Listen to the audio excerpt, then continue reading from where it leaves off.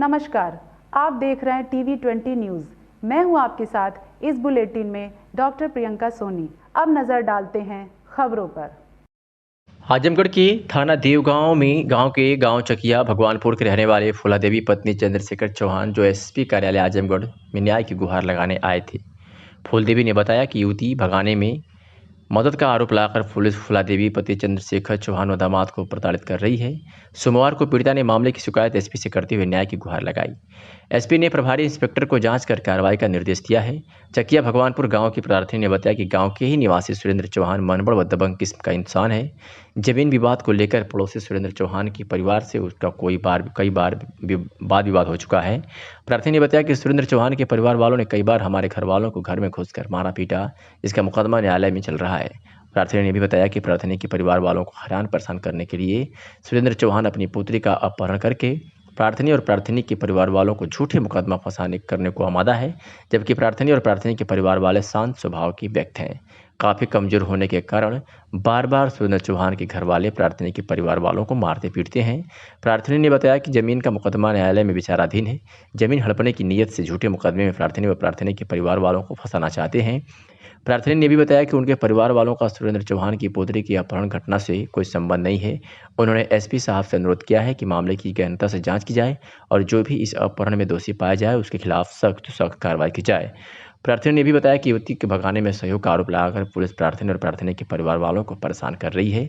Police की प्रताड़ना से आज आकर शुक्रवार को पीड़िता ने मामले की शिकायत एसपी से करते हुए जाँच कराकर न्याय की गुहार लगाई है। एसपी ने प्रभारी को मामले की जाँच कर कार्रवाई का निर्देश दिया है। क्या नाम है माता जी? फूला देवी। ग्राम कौन सा पड़ेगा? खरना भगवानपुर। थाना कौन सा है? देवगांव। अच्छा, क्या मामला है कि आज पुलिस अधीक्षक के पास आपको आना पड़ा? मामला तो ये है भैया कि हमारे और में झगड़ा सुरेंद्र में चल रहा है। अच्छा, सुरेंद्र कौन? सुरेंद्र हमारा पर्दार। अच्छा, झगड़ा चल रहा है, वही जमीन के विषय में मारपीट सब कुछ भाई जी। और मुकदमा भी चल रहा है। अच्छा, और वही रंजित लेके मुकदमा का जी केस में फंसा रहा है। अच्छा, तो किसी का मतलब क्यों झूठे केस में फंसाया जा रहा है आपको? कि हमारे लड़की के इसका दामाद लेके अपने दामाद के साथ भगाई है। अच्छा, तो दामाद तो अपने घर पे है। अच्छा, तो आपने इस मामले को लेकर क्या थाने में तहरीर दिया? तहरीर मैंने तहरीर दिया नहीं थाने मतलब खोजो खाली। थाना अध्यक्ष ने तहरीर नहीं ली? नहीं, जाके खोजो तुम। अच्छा, तो आज एसपी साहब के आए हैं, तो क्या पुलिस अधीक्षक साहब से क्या आश्वासन मिला आपको? मैं यही मिला कि जाइए, आपका मुकदमा चल रहा है, मैं उसको गुंडा एक लगा रहा हूँ सबको। अच्छा, क्या मांग है आपकी? क्या मांग है आपको? उसको लग जाए भैया, हम लोग इसमें से निकल जाए, केस से निकल, हम लोग का नहीं चाहिए, हम लोग मतलब नहीं है। जो दोषी उसको सजा, हमको लोग दोषी जो है उसमें उसको सजा होना चाहिए। श्री बाबा विश्वनाथ सेवा समिति एवं ट्रस्ट द्वारा बुधवार को नगर में स्थित बड़ा गणेश मंदिर परिसर में नंदोत्सव बड़े धूमधाम के साथ मनाया गया। नंदोत्सव में आए नन्हे मुन्ने बच्चों ने राधा और माता यशोदा के साथ श्री कृष्ण लीला पर आधारित नृत्य नाटिका प्रस्तुत कर वहां मौजूद लोगों का मन मोह लिया। बच्चों की मनमोहक प्रस्तुति के बाद उनकी आरती उतार प्रसाद वितरित किया गया। नंदोत्सव में विभिन्न संस्थाओं एवं विद्यालय के बच्चों ने श्री कृष्ण के जीवन पर आधारित कई नृत्य नाटिकाएं प्रस्तुत किया। इन बच्चों की प्रस्तुति देखकर यह लग रहा था कि मानो सच में ही श्री कृष्ण भगवान धरती पर प्रकट हो गए हैं। हुनर संस्थान, तपस्या क्रिएटिव स्कूल, भविष्य Deep Kala Kendra, rhythm dance academy, versatile dance crew, Azamgarh dance अकादमी के बच्चों ने राधा कृष्ण बनकर मनमोहक प्रस्तुतियां की। संचालन सुनीलत विश्वकर्मा ने किया।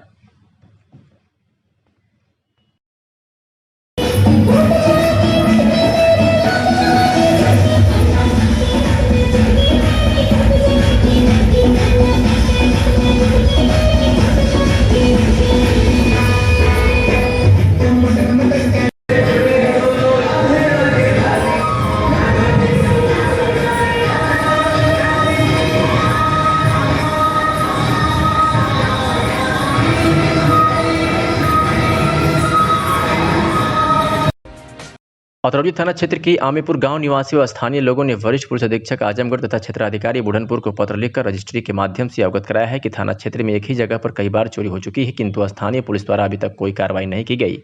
बता दें कि चंदन मिश्रा पुत्र राम उदय निवासी आमेपुर ने अतरौलिया थाने में तहरीर के माध्यम से प्रभारी निरीक्षक को अवगत कराया कि श्री कृष्ण जन्माष्टमी के दिन रात को अज्ञात चोरों द्वारा मेरी दुकान तथा मेरे बगल डॉक्टर सुभाष की दुकान में चोरी की गई। इसकी सूचना मेरे द्वारा डायल 112 नंबर को मौके पर दी गई। दुकान नेशनल हाईवे 237 के बगल ही 200 मीटर पश्चिम में स्थित है तथा दोनों दुकान पर लगभग 1 लाख रुपए का सामान चोरी हुआ है, जिसमें 20,000 का सामान चंदन की दुकान से और 80,000 रुपए का सामान डॉक्टर सुभाष की दुकान से अज्ञात चोरों द्वारा चोरी किए गए हैं। पीड़ितों ने इस बाबत क्या कुछ कहा, सुनवाते हैं।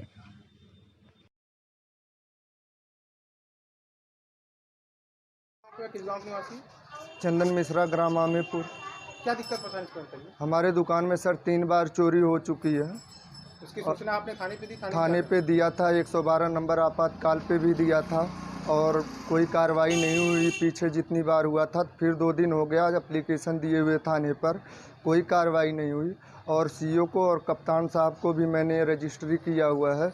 करीब हमारी पान की और किराने संबंधी शॉप थी, जिससे 20-25 हज़ार की अब की बार लगभग 40 हज़ार की पिछली बार चोरी हो चुकी है। क्या मांग है आप लोग की? हमारी मांग है जल्द से जल्द चोरों को खोजा जाए और वहाँ पे कड़ी कार्रवाई की जाए, उनको पकड़कर कड़ी कार्रवाई की जाए। आप लोग किस गाँव के निवासी हैं?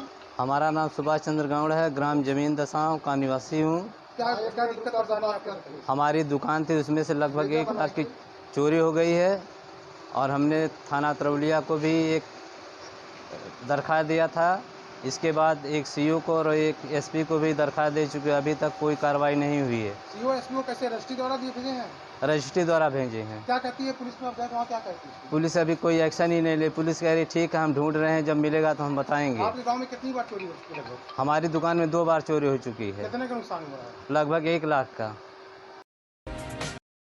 आजमगढ़ जनपद में आज जैनपुर पुलिस ने बड़ी कार्रवाई करते हुए उत्तर प्रदेश के टॉप 10 अपराधी ध्रुव सिंह उर्फ कुंटू सिंह गिरोह के सक्रिय सदस्य रामकरण यादव को यूपी गैंगस्टर एक्ट में गिरफ्तार किया है। बता दें कि प्रभारी निरीक्षक द्वारा मुकदमा अपराध संख्या 241-21 धारा 3(1) उत्तर प्रदेश गिरोहबंद एवं समाज विरोधी क्रियाकलाप निवारण अधिनियम 1986 बनाम रामकरण यादव पुत्र स्वर्गीय अर्जुन यादव निवासी हरई इस्माइलपुर थाना जैनपुर जनपद आजमगढ़ पंजीकृत कराया गया था। वरिष्ठ पुलिस अधीक्षक आजमगढ़ सुधीर कुमार सिंह द्वारा वंचित वारंटी अभियुक्तों की गिरफ्तारी चलाए गए अभियान के क्रम में अपर पुलिस अधीक्षक ग्रामीण के कुशल निर्देशन व क्षेत्राधिकारी सगड़ी के कुशल नेतृत्व में प्रभारी निरीक्षक जितेंद्र कुमार सिंह मैं हमरियान के थाना स्थानीय पर मुकदमा पंजीकृत कर गिरोहबंद एवं समाज विरोधी क्रियाकलाप निवारण अधिनियम 1986 संबंधित वांछित अभियुक्त रामकरण यादव को गिरफ्तार कर लिया है। आजमगढ़ में स्थित कोलबाज बहादुर के आकांक्षा पेट्रोल पंप पर आज कोविड वैक्सीन की डोज लगाई गई। इस दौरान गांव के लोगों ने बढ़ चढ़कर हिस्सा लिया और इस बार वैक्सीन को लगवाया और पेट्रोल पंप के मालिक रामायण यादव को धन्यवाद दिया। मीडिया से बातचीत में आकांक्षा फिलिंग स्टेशन के मालिक रामायण यादव ने कहा कि देश में फैली इस कोविड-19 महामारी से निजात पाने के लिए आज यानी 2 सितंबर को कोविड-19 की दोनों डोज हमारे पेट्रोल पंप पर लगाई जा रही है। हमारे गांव वालों को अस्पताल पर जाने पर बहुत भीड़ लगती थी, उनकी सुविधाओं को देखते हुए वहां पर वैक्सीन लगवाई जा रही है। आगे उन्होंने बताया कि इससे पहले भी हमने 7 जून को कैंप लगवाया था, लेकिन जागरूकता न होने के कारण लोगों ने कम हिस्सा लिया था, लेकिन आज जो जागरूक होने पर यहाँ की जनता बढ़ चढ़ हिस्सा ले रही है। आगे उन्होंने क्या कुछ कहा, सुनवाते हैं। रामायण यादव, कोलबाज बहादुर आकांक्षा फिलिंग स्टेशन का मालिक हूँ और इस हमारे देश में जो कोविड महामारी फैली हुई है उसको ध्यान में रखते हुए मैं 7 जून को एक कैंप और अपने पेट्रोल पंप पे कराया था और आज 2 सितंबर है, दूसरा कैंप मतलब आज लग रहा है। और पहले जागरूकता तो नहीं थी इतनी, लेकिन अब जो है पहले बुला करके घर से लोगों को लगवाना पड़ता था, अब जो है मतलब कि स्वतः मतलब कि लोगों को जानकारी हो जा रही है तो तुरंत आकर के मतलब कि वैक्सीन लगवा रहे हैं। आज भी भोजन की व्यवस्था मैं कराया हूँ पंप पे। मेन उद्देश्य क्या रहा आपका लगवाने का? मेन उद्देश्य यह है कि हमारे जिले में और देश में लोगों का कल्याण हो, महामारी कम से कम फैले और इन लोगों को जनता को लाभ मिले। मेरा मेन उद्देश्य है कि आजमगढ़ की अतरौलिया से खबर है, जहां थाना क्षेत्र के गंगापुर निवासी कृमराज पुत्र अंतु का गांव में बना मकान काफी पुराना था, जिसमें परिवार के लोग एक साथ रहकर जीवन यापन करते थे। बुधवार की रात में भोजन करते समय अचानक मकान गिर गया, जिसमें सभी लोग सुरक्षित बाहर निकल गए, लेकिन गृहस्थी का रखा हुआ सारा सामान नष्ट हो गया। कच्चा मकान गिर जाने से परिवार के सामने भारी संकट खड़ा हो गया। परिजनों के अनुसार बारिश के मौसम परिवार को रहने और खाने के लिए काफी दिक्कतें आ रही है। वही घर का सारा सामान मिट्टी के नीचे दबकर नष्ट हो गया है, जिससे परिवार पर और भी अधिक संकट खड़ा हो गया है। वहीं परिजनों ने शासन से मांग की है कि उन्हें रहने और खाने की व्यवस्था किया जाए, जिससे परिवार पर संकट का बोझ कुछ कम हो सके। क्या कुछ कहा मीडिया से पीड़ित में, सुनवाते हैं। क्या नाम है भैया आपका? सुनील। सुनील। ये कब मकान गिरा आपका? 1 घंटा पहले गिरा है। अच्छा, कैसे गिरा कुछ बता सकते हैं? बारिश की वजह से और गिरा है। अच्छा, सब पानी भरा गया था, 5-6 दम दीवार सलसला गई थी। तो पानी निकासी के लिए कोई व्यवस्था नहीं है क्या यहाँ पे? अभी नहीं है भाई। अच्छा, तो भैया आपका कितना नुकसान हुआ, क्या नुकसान आप बता सकते हैं? सब उसमें गल्ला गुजारी सब थी, उसमें दब हो गया, सब फाट उठ गई, सब टूट फूट गया है, दहरी वहरी एकदम सब गिर के एकदम। अच्छा, इसी में रहते हैं आप? हाँ, इसी में रहते हैं। बर्तन वर्तन सब टूट गया है, गल्ला वल्ला सब दब गया है। प्रधानमंत्री आवास के बारे में जानते हैं जी। इसके बाद इसका फॉर्म भरे थे आप? हाँ। कब भरे थे बता सकते हैं कुछ? 1 साल भर पहले भरे थे हम। आजमगढ़ जनपद में पुलिस अधीक्षक के निर्देश पर अपराधियों पर नियंत्रण हेतु चलाए जाए अभियान के तहत आज थाना बरदा की पुलिस ने सराफा की दुकान में लूट की योजना बनाने वाले 2 गिरफ्तार सदस्यों को गिरफ्तार कर लिया है और उनके पास तमंचा, कारतूस व मोटरसाइकिल बरामद किया है। तो वही पुलिस अधीक्षक के निर्देश पर ही जनपद आजमगढ़ के समस्त थाना द्वारा शांति व्यवस्था हेतु कुल 52 व्यक्तियों के विरुद्ध 151 सीआरपीसी की कार्रवाई भी की गई है। जनपद जौनपुर की समाजवादी पार्टी अल्पसंख्यक सभा के जिला अध्यक्ष डॉक्टर सरफराज ने कुछ अहम बातें प्रेस वार्ता के दौरान कही। उन्होंने कहा और खुलासा किया कि MIM के चीफ असुद्दीन ओवैसी की स्ट्रेट पर चुटकी लेते नजर आए। वही भाजपा पर जोरदार हमला बोला और कहा कि आज युवाओं के पास डिग्रियां होने के बाद भी वह दरबार की ठोकरें खाने पर मजबूर हैं। आज भारतीय जनता पार्टी की सरकार कर क्या रही है? देश में कहाँ गई स्मृति ईरानी, जो प्याज की दाम बढ़ने पर सड़कों पर आ जाती थी? तमाम ऐसी बातें कही। आइए सुनवाते हैं। समाजवादी अल्पसंख्यक सभा के जिला अध्यक्ष डॉक्टर सरफराज जी हमारे समक्ष मौजूद हैं। सर, कल एक अवसान हुआ था, दुखद कहा जाएगा, पूर्व मंत्री रहे KP यादव जी, और इसके संदर्भ में आपसे जानना चाहेंगे कितना गंभीर माहौल है पार्टी में? डॉक्टर KP यादव के दुनिया से जाने से पूरा समाजवादी परिवार देश स्तर पे, प्रदेश स्तर पे बहुत ही गमगीन है और उनकी जो शख्सियत थी बहुत ही दमदार समाजवादी पार्टी के थे वो, और उन्होंने हमेशा हर समुदाय के लोगों को जोड़ा और ख़ासकर उनकी जो भूमिका मौजूदा हालात में जो थी बहुत ही अहम थी और राष्ट्रीय नेतृत्व के बहुत ही करीबी थे। वो राष्ट्रीय नेतृत्व के बहुत ही करीबी समझे जाते थे और जो लॉस हुआ है समाजवादी पार्टी का, इस लॉस की रिपेयरिंग बहुत मुश्किल है। पूरे जनपद में अल्पसंख्यक सभा की आप जिला अध्यक्ष हैं, पूरे जनपद में आपने 2 विधानसभा से ताल ठोकी है टिकट के नाम पर, आसार क्या जाता है? मैंने जफराबाद और सदर विधानसभा से आवेदन किया है और जहां तक राष्ट्रीय नेतृत्व का कहना है कि ग्राउंड रिपोर्ट के आधार पर लोगों को, कार्यकर्ताओं को टिकट दिया जाएगा, तो मेरा तो मानना है कि कर्म करना चाहिए, बाकी जो फैसला होगा उसका स्वागत है। और कर्म करने में बहैसियत कार्यकर्ता पदाधिकारी मैं अपनी कोई कमी नहीं छोड़ता और जब भी पार्टी का कोई भी निर्देश होता है उसको करने में कोई कमी नहीं छोड़ता और करता जा रहा हूँ, निरंतर करता जा रहा हूँ। यानी यहाँ तक कि कोई भी कार्यक्रम उसको कामयाब बनाने में, कोई भी निर्देश उसको पूरा करने में मैं हर स्तर पे तैयार रहता हूँ। सुहेल देव भारतीय समाज पार्टी और असदुद्दीन ओवैसी की पार्टी का गठबंधन हाल ही फिलहाल में टूटा है पिछले महीने। इसके टूटने की वजह, आंतरिक वजह क्या आपके ख्यालों से, आपके दृष्टिकोण से कुछ समझ में आ रही है? अति महत्वाकांक्षा तो नहीं थी? अति महत्वाकांक्षा नहीं, 2 बेवफाओं का मेल था।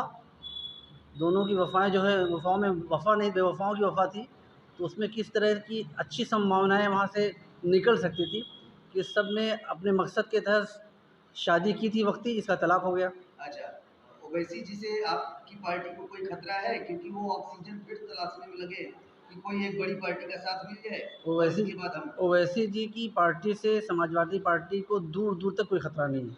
वजह है कि प्रदेश का जो माइनॉरिटी है, अक़लियत है, फ़िलहाल अखिलेश जी की तरफ उम्मीद भरी निगाह से देख रहा है, क्योंकि समाजवादी सरकार में जिस तरह से मुसलमानों को हर तरह के फ़ायदे मिले, चाहे सुरक्षा का मामला रहा हो, चाहे वह इबादत गाहों का मामला रहा हो, चाहे कब्रगाहों का मामला रहा हो, चाहे जो है आपको शिक्षा का मामला रहा हो, या उनकी बहुत सारी सुविधाएं माइनॉरिटी